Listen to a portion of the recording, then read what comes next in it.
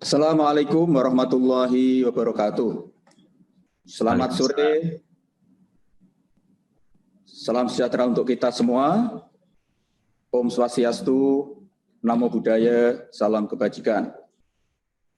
Yang saya hormati Menteri Pendidikan dan Kebudayaan, Bapak Nadiem Makarim.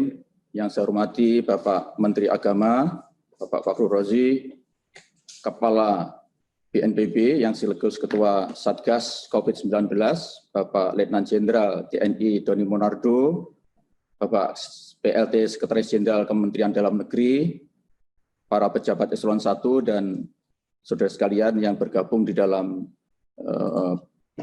pertemuan jarak jauh pada sore hari ini yang saya hormati, yang berbahagia.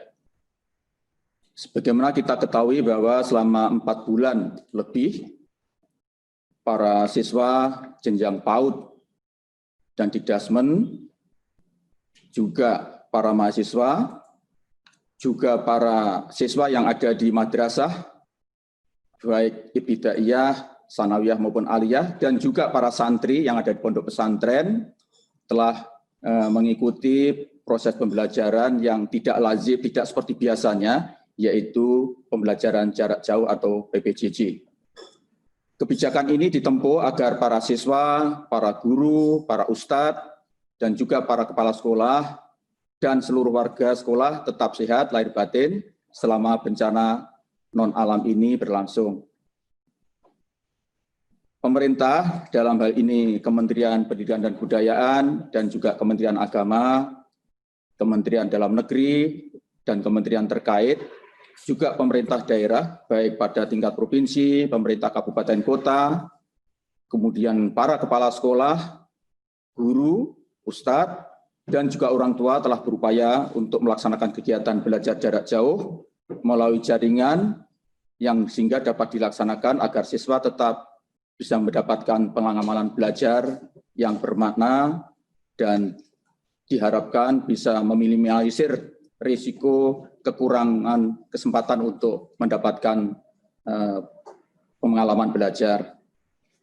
Oleh sebab itu, atas nama pemerintah, saya mengucapkan terima kasih, memberikan apresiasi yang tinggi kepada semua pihak, tentu saja khususnya kepada Kementerian Pendidikan dan Kebudayaan, Mas Mendikbud, dan juga Bapak Menteri Agama, Bapak Jenderal Purnawirawan Fakhrul Razi, yang telah berupaya keras dan segenap jajarannya yang telah berupaya keras untuk memberikan pelayanan yang sebaik-baiknya, membantu memberikan dukungan kepada seluruh pihak yang terlibat di dalam kegiatan pembelajaran selama ini. Tentu banyak kekurangan dan itu harus bisa dimaklumi karena bagaimanapun kita tidak mungkin melaksanakan dengan sempurna ketika kita berada dalam suasana kedaruratan ini. Dan apalagi kalau kita merujuk kepada Undang-Undang Nomor 23 Tahun 2014 bahwa urusan pendidikan itu adalah urusan pemerintahan konkuren. Artinya tanggung jawab dan pemenangnya itu berbagi antara pemerintah pusat dan pemerintah daerah. Secara lebih spesifik, untuk jenjang PAUD, SD, SMP, SMA itu menjadi tanggung jawab dan wewenang dari pemerintahan kabupaten dan kota. Maksud saya untuk sampai SMP menjadi tanggung jawab wewenang dari pemerintah kabupaten kota, sedangkan untuk SMA dan SMK itu menjadi tanggung jawab pemerintah provinsi.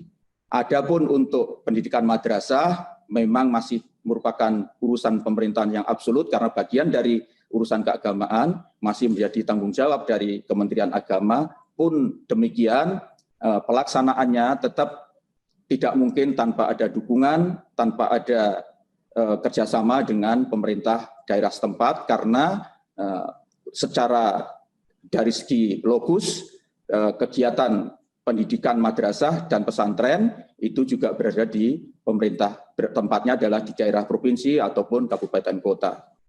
Mohon hal ini betul-betul dipahami agar kita bisa menemukan yang saya hormati dengan memperhatikan arahan dari Bapak Presiden pada rapat kabinet terbatas tanggal 5 Agustus 2020 beliau memberikan arahan agar ada pelonggaran atau relaksasi di dalam kegiatan proses belajar mengajar untuk para siswa. Dengan banyak pertimbangan, saya kira kita semua sudah maklum, banyak sekali hal yang harus dibenahi, terutama berkaitan dengan keluhan, baik itu keluhan dari peserta didik, orang tua, dan juga pihak-pihak yang terkait sehubungan dengan diberlakukannya belajar dari rumah, sementara para guru juga mengajarnya dari rumah.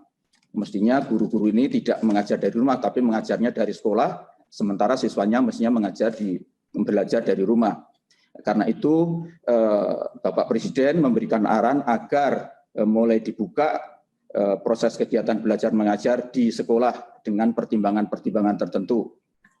Akan tetapi saya ingatkan, seperti yang disampaikan oleh Bapak Presiden, ketika kita berani mengambil risiko untuk melaksanakan kegiatan belajar langsung di sekolah ini, di madrasah ini, maka kita juga harus super hati-hati meningkatkan kewaspadaan setinggi mungkin agar keselamatan dari para siswa, keselamatan para guru, dan juga pihak-pihak yang terkait betul-betul terjamin. Dan hendaknya segera direspon secepat mungkin apabila ada kejadian-kejadian yang tidak dikehendaki, tidak seperti yang diharapkan. Itu saya menyampaikan apa yang telah diamanahkan oleh Bapak Presiden kepada kita semua. Karena itu saya mengapresiasi atas inisiatif dari Kemendikbud dan juga Kementerian Agama untuk segera menindaklanjuti apa yang telah menjadi arahan dari Bapak Presiden. Adapun untuk hal yang lebih teknis, hal yang lebih operasional, tentu saja itu menjadi tanggung jawab dan wewenang dari Kementerian Pendidikan dan Kebudayaan dan Kementerian Agama di level pusat. Sedangkan di level bawah adalah menjadi tanggung jawab dari pemerintah provinsi untuk SMA dan SMK dan pemerintah kabupaten kota untuk level di tingkat SD, PAUD, SD, dan SMP.